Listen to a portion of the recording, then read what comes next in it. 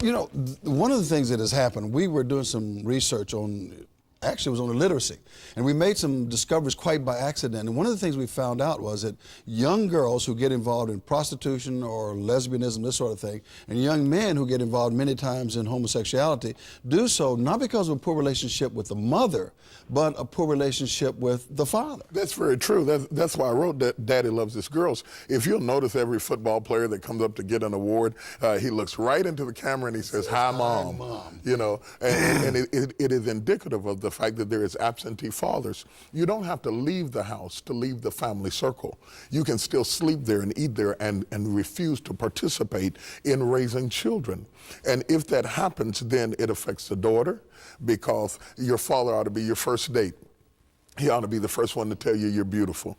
He ought to be the first one to tell his daughter, "I love you." He ought to treat her mother in such a way that she gets a definition of what is a husband. What is it like to have a man in the house? If a woman doesn't get those sorts of things as a child, then she marries a man who is basically an alien and a stranger to her, because she has no point of reference. So she doesn't know why he's angry. She doesn't know why he's upset, because she has not interacted enough with a masculine heart enough to know what men are like. And sometimes they call this promiscuity, because she doesn't feel attractive.